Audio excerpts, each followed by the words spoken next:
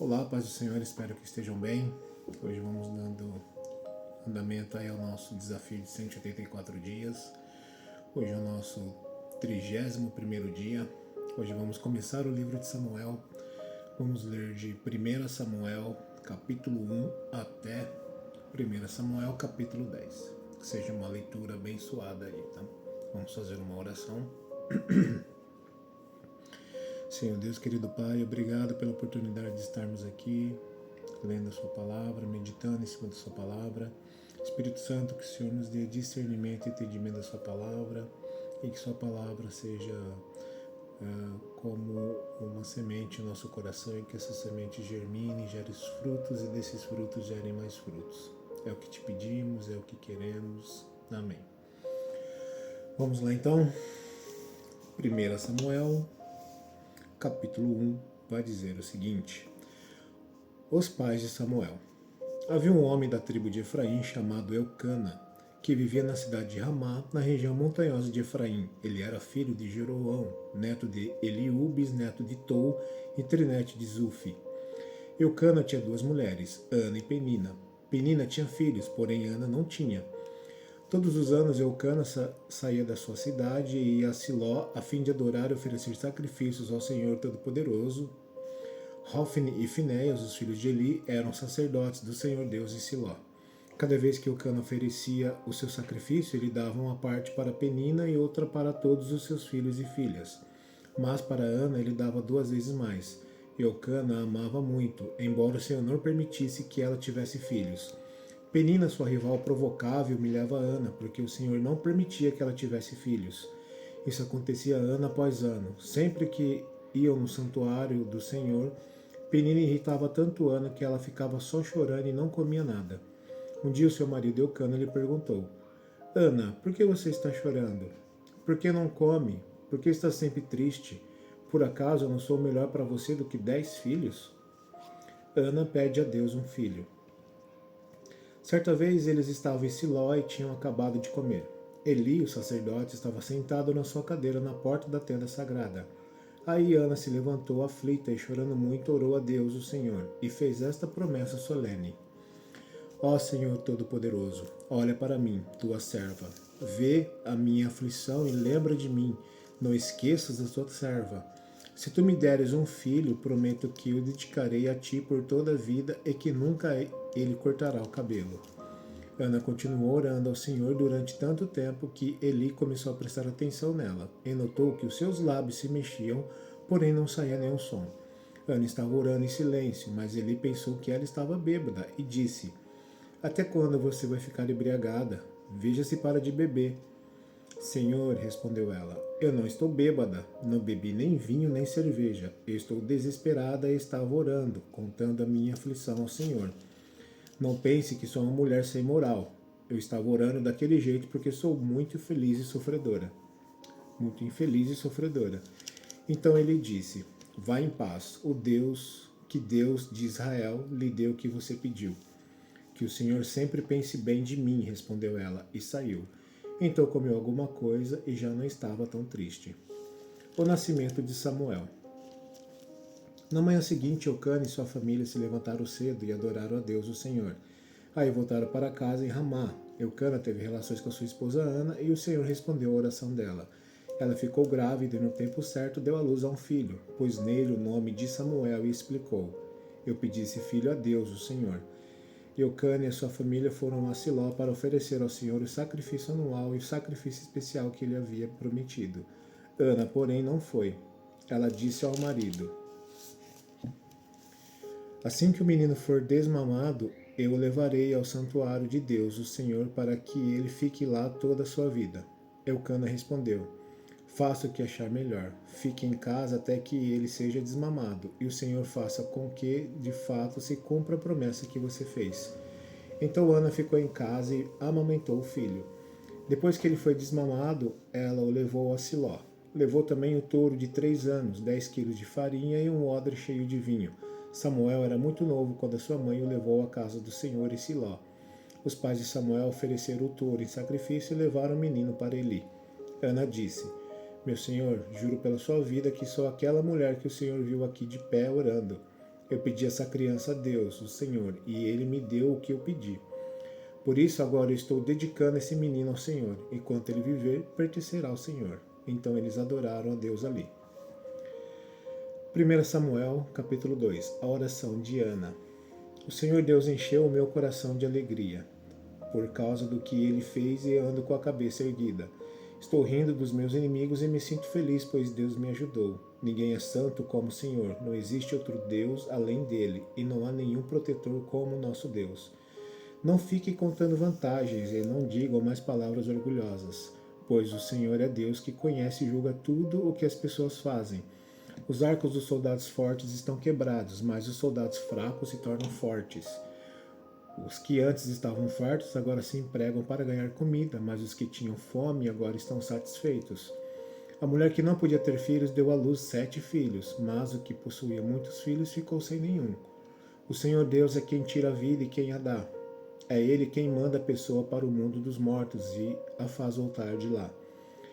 Ele faz com que alguns fiquem pobres e outros ricos, rebaixa uns e eleva outros. Deus levanta os pobres do pó e tira da miséria os necessitados.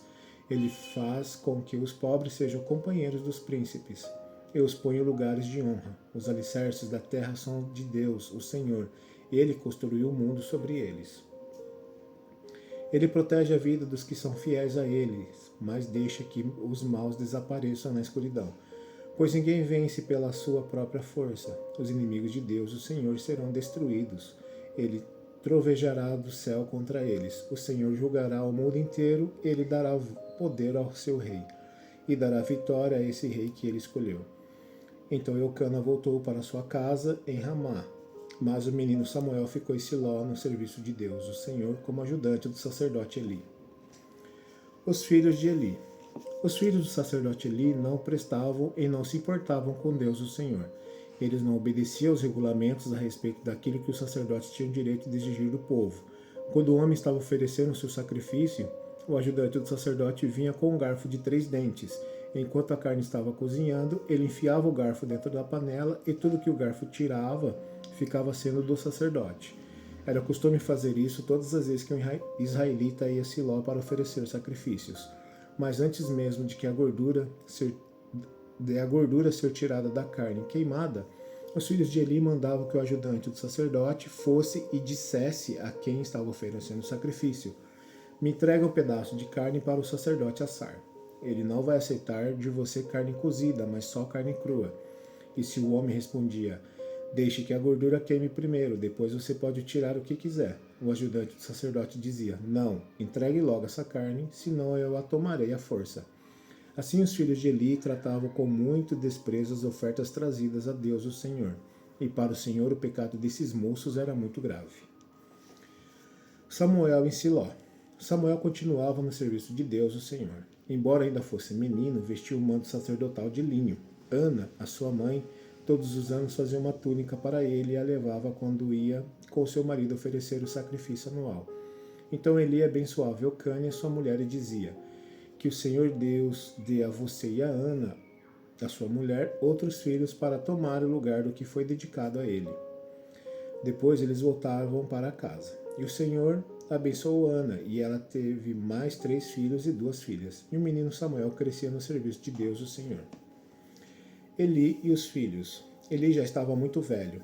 Ele ouvia falar de tudo que os seus filhos faziam aos israelitas e também que eles estavam tendo relações com as mulheres que trabalhavam na entrada da tenda sagrada. Então Eli disse: por que é que vocês estão fazendo essas coisas? Todos me falam do mal que vocês estão praticando. Pare com isso, meus filhos. Eu estou ouvindo o povo do Senhor dizer coisas terríveis a respeito de vocês. Se uma pessoa peca contra outra, o Senhor pode defendê-la. Mas quem pode defender aquele que peca contra Deus? Mas eles não ouviram o pai, pois o Senhor havia resolvido matá-los. E o menino Samuel continuava a crescer, e tanto o Senhor como as pessoas gostavam cada vez mais dele. A profecia contra a família de Eli. Então o profeta procurou Eli e lhe deu esta mensagem de Deus, o Senhor: eu me revelei ao seu antepassado Arão, quando ele e sua família eram escravos do Egito. Você sabe que eu os escolhi entre todas as tribos de Israel para serem meus sacerdotes, servirem no altar, queimarem incenso e usarem o manto sacerdotal na minha presença. E dei a eles o direito de ficarem como a parte dos sacrifícios queimados no altar. Por que é que vocês olham com tanta ganância para os sacrifícios e ofertas que eu ordenei que fossem feitos? Eli, por que você honra os seus filhos mais do que a mim, deixando que eles engordem, comendo a melhor parte de todos os sacrifícios que o meu povo me oferece? Eu, o Senhor, o Deus de Israel, prometi no passado que a sua família e seus descendentes me serviriam para sempre como sacerdotes, mas agora eu digo que isso não vai continuar. Pois respeitarei os que me respeitam, mas desprezarei os que me desprezam. Olhe, está chegando um tempo em que eu matarei todos os moços da sua família e da família do seu pai, para que nenhum homem da sua família chegue a ficar velho. Você passará dificuldades e terá inveja de todas as coisas boas que eu vou dar ao povo de Israel, mas ninguém da sua família chegará a ficar velho. Deixarei vivo apenas um dos seus descendentes, que será meu sacerdote, mas ele ficará cego e perderá toda a esperança, e todos os seus outros descendentes morrerão de morte violenta. Hofni e Finéias, os seus 2 filhos, morrerão no mesmo dia, e isso será uma prova para você de que o que eu disse é verdade.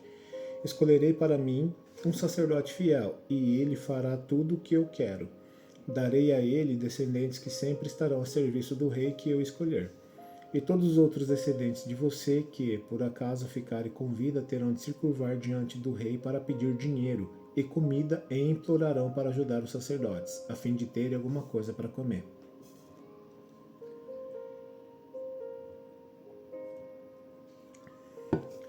Deus aparece a Samuel. 1 Samuel capítulo 3.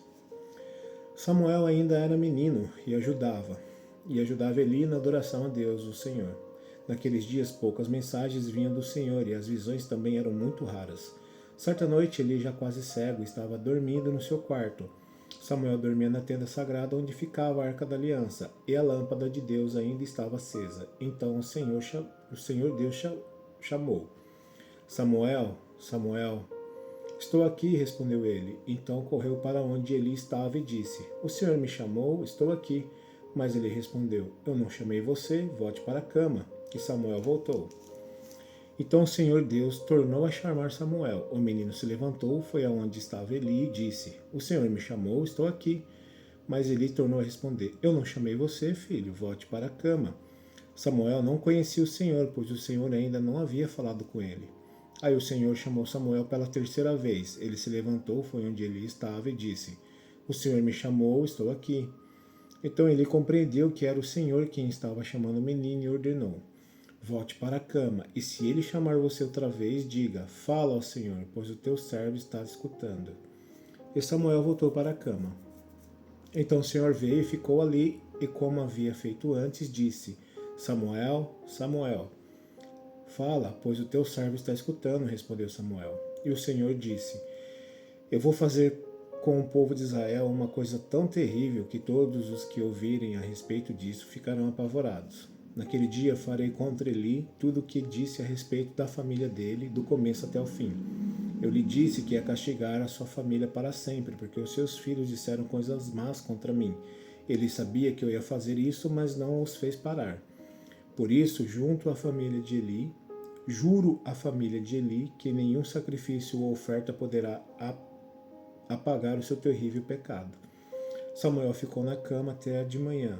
Aí se levantou e abriu os portões da área da tenda sagrada. Ele estava com medo de falar com Eli sobre a visão que havia tido, mas Eli o chamou. Samuel, meu filho? Estou aqui, respondeu ele. O que foi que Deus lhe disse? Perguntou Eli. Não esconda nada de mim.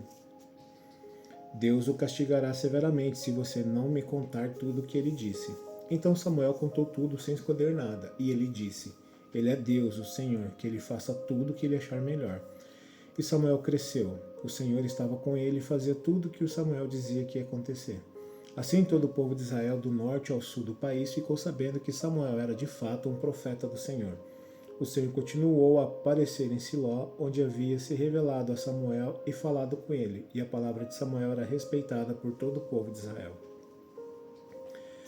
1 Samuel, capítulo 4. Os filisteus tomam a Arca da Aliança. Naquele dia o povo de Israel foi lutar contra os filisteus. Os israelitas acamparam em Ebenezer e os filisteus em Afeca. Os filisteus se aprontaram e entraram na luta. Eles venceram os israelitas, matando no campo de batalha mais ou menos 4.000 soldados.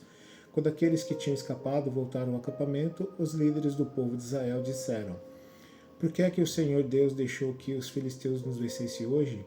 Vamos trazer de Siló para cá a Arca da Aliança, para que assim o Senhor esteja no meio de nós e nos salve dos nossos inimigos.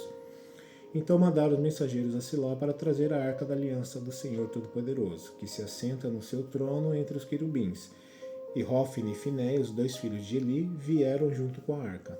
Quando a arca chegou, os israelitas gritaram tão alto que a terra tremeu. Os filisteus ouviram os gritos e disseram: Escuta esses gritos no acampamento dos hebreus. O que será que aconteceu? Quando souberam que a arca da aliança do Senhor havia chegado ao acampamento hebreu, os filisteus ficaram com medo e disseram: Um Deus chegou no acampamento dos israelitas. Ai de nós, nunca aconteceu uma coisa assim. Ai de nós, quem poderá nos salvar desses poderosos deuses?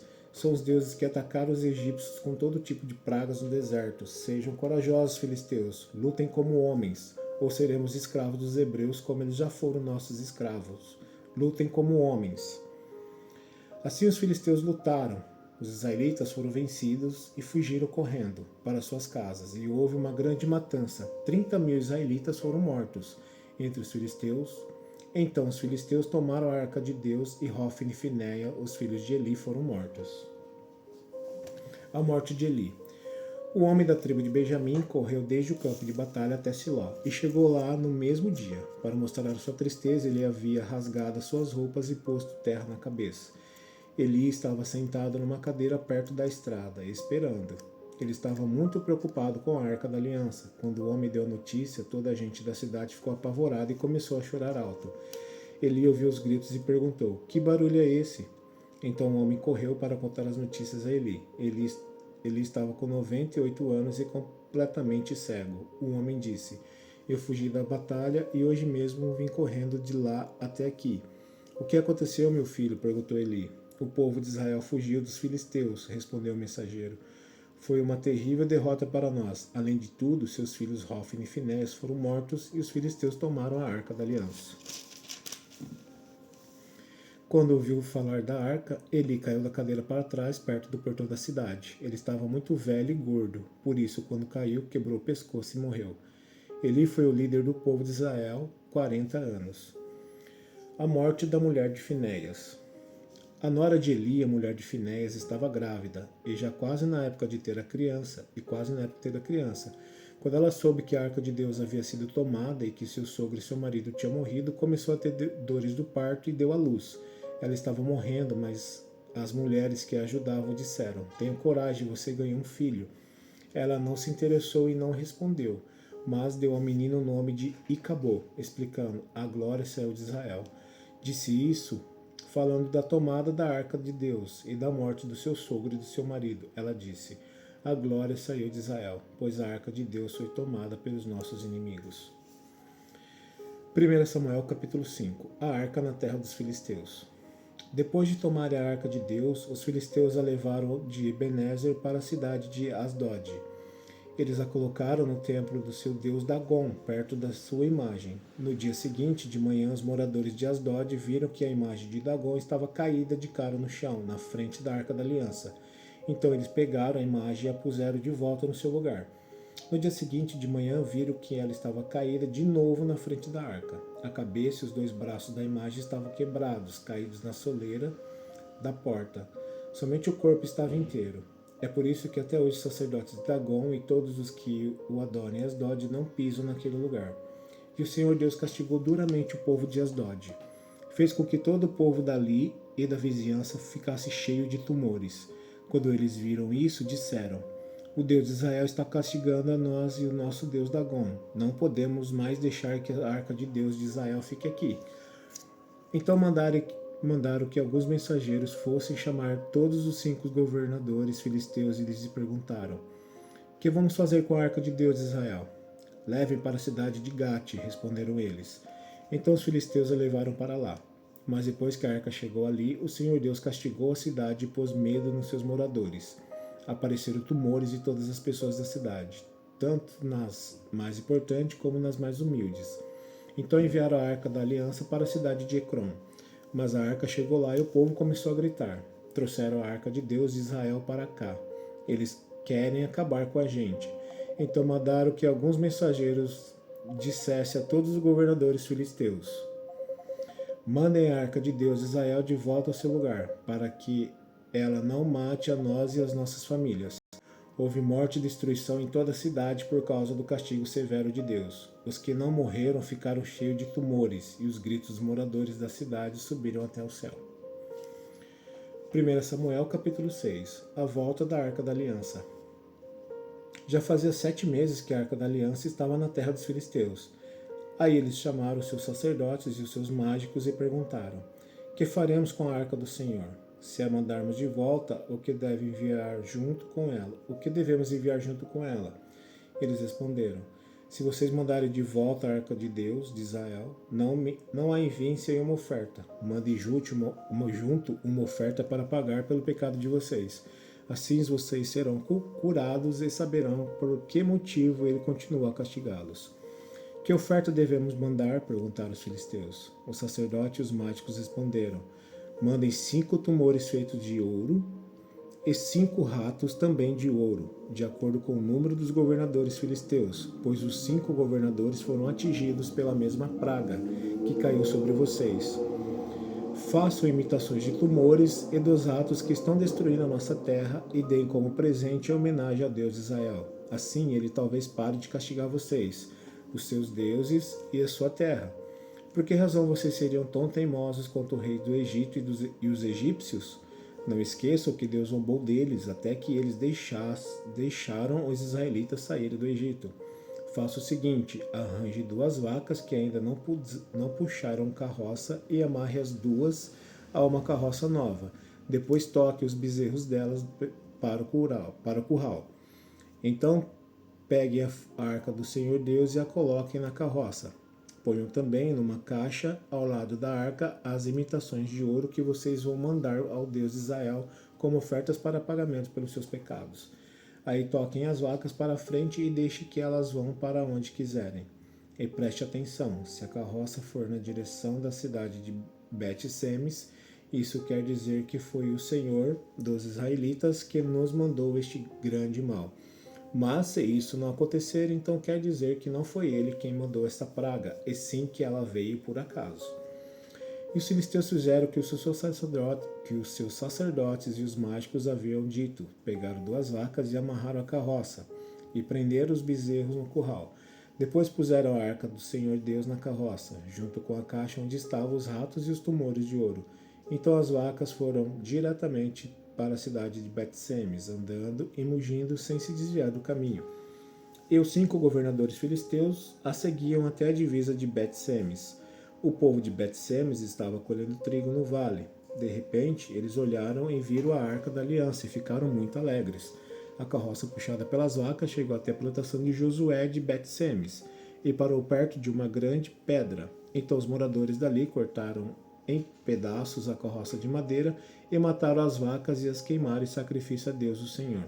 Os levitas pegaram a arca do Senhor e a caixa com as imitações de ouro e puseram em cima da grande pedra.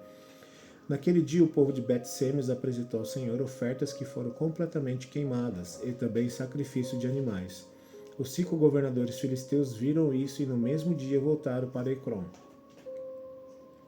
Os filisteus mandaram a Deus o Senhor os 5 tumores de ouro como oferta em pagamento pelos seus pecados, um por cidade: Asdod, Gade, Asquelon, Gate e Ecrom. Mandaram também 5 ratos de ouro, de acordo com o número das cidades governadas pelos 5 governadores filisteus, isto é, as 5 cidades protegidas por muralhas e os povoados que ficavam ao seu redor. Na plantação de Josué, que era natural de Bet-Semes, a arca de Deus foi colocada em cima de uma grande pedra, e essa pedra ainda está ali como prova do que aconteceu.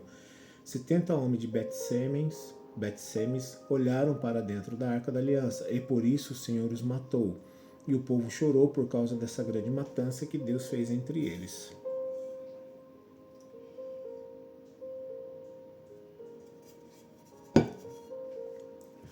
1 Samuel capítulo 7. A arca na cidade de Jearim. Então os moradores de Bet-Semes disseram: quem pode ficar diante do Senhor, este Deus tão santo? Para onde mandaremos a sua arca, a fim de que ele fique longe de nós? Aí enviaram mensageiros para dizerem ao povo da cidade de Jearim: os filisteus devolveram a arca da aliança do Senhor. Desçam até aqui e levem a arca. Então os homens da cidade de Jearim foram até lá e levaram a arca do Senhor. Eles a colocaram na casa de Abinadab, que ficava no morro. Escolheram e separaram seu filho Eleazar para tomar conta dela. Samuel governa Israel. A arca da aliança ficou na cidade de Jearim bastante tempo, isso é, mais ou menos 20 anos. Durante esse tempo, todos os israelitas oravam a Deus o Senhor pedindo ajuda. Samuel disse ao povo de Israel: se vocês querem com todo o coração voltar a Deus, o Senhor, jogue fora todos os deuses estrangeiros e as imagens da deusa Astarote. Dedique-se completamente ao Senhor e adore somente a Ele. E Ele livrará vocês do poder dos filisteus. Os israelitas jogaram fora suas várias imagens de Baal e também as de Astarote e adoraram somente a Deus o Senhor. Então Samuel mandou que todos os israelitas se reunissem em Mispa e prometeu que ali oraria por eles ao Senhor. Assim todos eles se reuniram em Mispa, tiraram água e a derramaram em oferta ao Senhor, jejuaram o dia todo e disseram: nós pecamos contra Deus o Senhor. E ali em Mispa Samuel julgava e governava o povo de Israel. Quando os filisteus souberam que os israelitas haviam se reunido em Mispa, os 5 governadores filisteus saíram com seus homens para atacá-los. Os israelitas souberam disso e ficaram com medo, e disseram a Samuel: não pare de orar ao Senhor, nosso Deus, pedindo que Ele nos livre do domínio dos filisteus. Então Samuel matou um carneirinho e queimou todo ele como sacrifício a Deus o Senhor. Pediu que o Senhor ajudasse o povo de Israel, e ele respondeu à sua oração. Enquanto Samuel estava oferecendo o sacrifício, os filisteus avançaram contra os israelitas, mas o Senhor os atacou com fortes trovoadas. Então eles ficaram em completa confusão e fugiram. Os israelitas saíram de Mispa e perseguiram os filisteus até Bet-car, matando-os pelo caminho. Aí Samuel pegou uma pedra, pôs entre Mispa e Sem e disse: até aqui o Senhor Deus os ajudou. Por isso deu a ela o nome de Ebenezer. Assim os filisteus foram derrotados e o Senhor Deus não deixou que eles invadissem a terra de Israel enquanto Samuel viveu.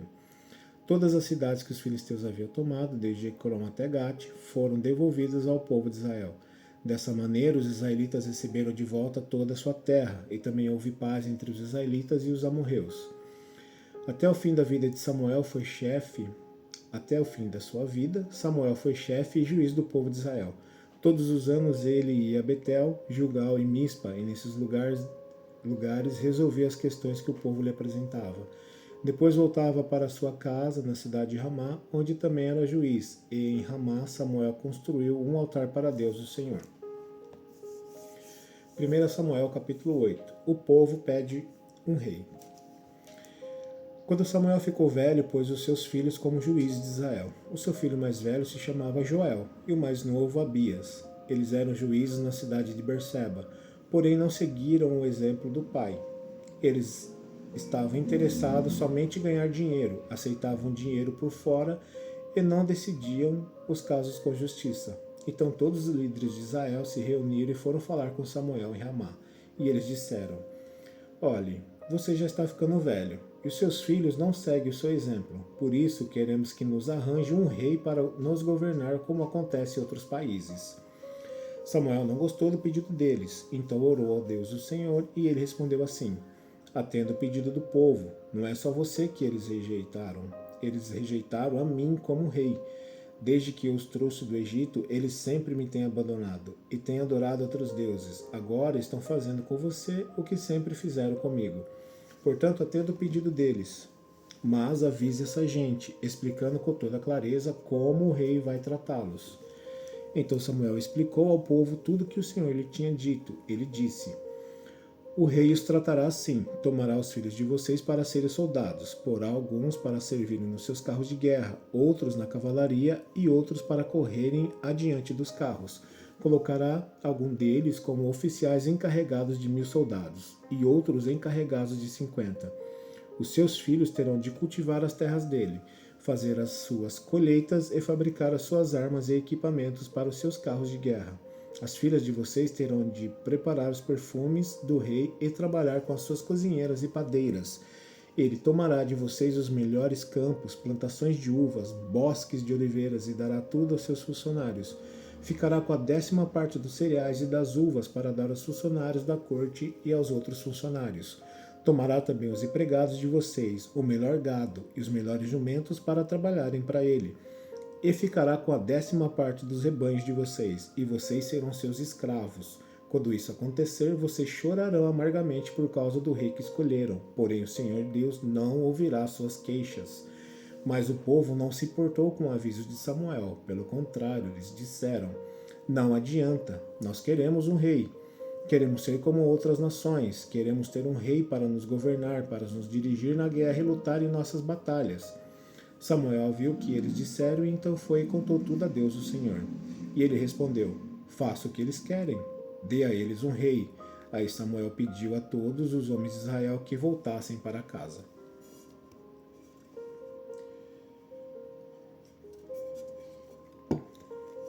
1 Samuel, capítulo 9. Saul se encontra com Samuel. Havia um homem chamado Quis, que era da tribo de Benjamim. Ele era filho de Abiel, neto de Zeror, bisneto de Becorate, e trineto de Afias. Quis era rico e importante. Tinha um filho, jovem e bonito, chamado Saul. Não havia ninguém mais bonito do que ele entre todos os israelitas. Além disso, ele era mais alto do que todos. Quando estava no meio do povo, ele parecia dos ombros para cima. E aconteceu que algumas jumentas que pertenciam a Quis, o pai de Saul, se perderam. Então ele disse a Saul: filho, leve com você um dos nossos empregados e vá procurar as jumentas. Eles foram por toda a região montanhosa de Efraim e pelas terras de Salisa, porém não acharam as jumentas. Então eles procuraram na terra de Saalim, porém elas não estavam lá. Aí procuraram no território da tribo de Benjamim, mas também não os encontraram. Quando entraram na terra de Zufi, Saul disse ao empregado: vamos voltar para casa, senão em vez de preocupar com as jumentas, o meu pai vai acabar se preocupando com a gente. O empregado respondeu: espere, nessa cidade mora um homem santo que é muito respeitado porque tudo o que ele diz acontece. Vamos falar com ele. Talvez ele possa nos dizer onde podemos encontrar as jumentas. Saul perguntou: se formos lá, o que vamos levar para ele? Não há comida nas nossas sacolas e não temos nada para lhe dar. Ou será que temos? O empregado respondeu: tenho uma pequena quantia de prata que posso dar a ele para que nos conte onde poderemos achar as jumentas. É uma boa ideia, respondeu Saul. Vamos. Então eles foram à cidade onde o homem santo morava. Quando estavam subindo o morro para chegar à cidade, encontraram algumas moças que estavam saindo para tirar água. Eles perguntaram: o vidente está na cidade? Antigamente, quando alguém queria fazer uma pergunta a Deus, costumava dizer: vamos falar com o vidente. Para naquele tempo os profetas eram chamados de videntes, porque naquele tempo os profetas eram chamados de videntes. Ele está sim, responderam elas. Olhe, ali vai ele, ali na frente, ande depressa. Ele está entrando na cidade porque o povo vai oferecer hoje um sacrifício no altar do monte. Assim que entrarem na cidade, vocês o encontrarão antes que ele suba o monte para comer. O povo não começa a comer antes que ele chegue lá, pois primeiro ele tem de abençoar o sacrifício, só depois que os convidados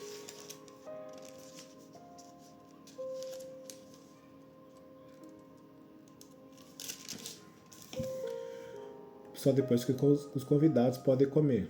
Subam lá agora e logo vocês o encontrarão. Então eles foram até a cidade. Quando iam entrando, viram Samuel, que saía para subir até o lugar de adoração. Um dia antes de Saul chegar, o Senhor Deus tinha dito a Samuel: amanhã a esta hora eu vou enviar a você um homem da tribo de Benjamim. Você o ungirá para ser governador do meu povo de Israel. Ele libertará o povo do domínio dos filisteus. Eu tenho visto o sofrimento do meu povo e ouvido os seus pedidos de ajuda. Quando Samuel viu Saul, o Senhor lhe disse: este é o homem de quem eu lhe falei. Ele governará o meu povo. Saul foi encontrar-se com Samuel perto do portão e perguntou: por favor, onde mora o vidente? Samuel respondeu: eu sou o vidente. Vá diante de mim até o lugar de adoração. Vocês dois vão jantar comigo hoje. Amanhã cedo eu responderei a todas as suas perguntas. Então vocês poderão ir embora. E não se preocupe com as jumentas que se perderam há 3 dias, pois elas já foram encontradas. Afinal, quem é que o povo de Israel está querendo? Eles querem você e a família do seu pai. Saul respondeu: Eu sou da tribo de Benjamim, a menor de Israel, e a minha família é a menos importante da tribo. Então por que o Senhor está falando comigo desse jeito? Aí Samuel levou Saul e o seu empregado para o salão de festas e pediu que os dois sentassem à cabeceira da mesa. Ao redor dessa mesa estavam sentados mais ou menos 30 convidados, e Samuel disse ao cozinheiro: Traga aquele pedaço de carne que eu lhe entreguei e pedi para deixar reservado. O cozinheiro pegou o melhor pedaço da perna e o pôs à frente de Saul. Samuel disse: Olhe, aqui está o pedaço que foi reservado para você. Coma-o, pois foi guardado para você comer nesta ocasião em que convidei o povo. E naquele dia Saul jantou com Samuel. Depois os dois desceram do lugar de adoração para a cidade. Aí arrumaram uma cama para Saul no terraço, e ele dormiu ali. Samuel unge Saul.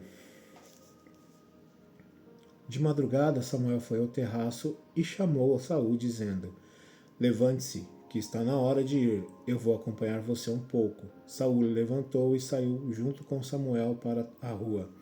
Quando chegaram na saída da cidade, Samuel disse a Saul: Diga ao seu empregado que vá na frente e você espere aqui um instante. O empregado foi e Samuel disse a Saul: Eu tenho um recado de Deus para você.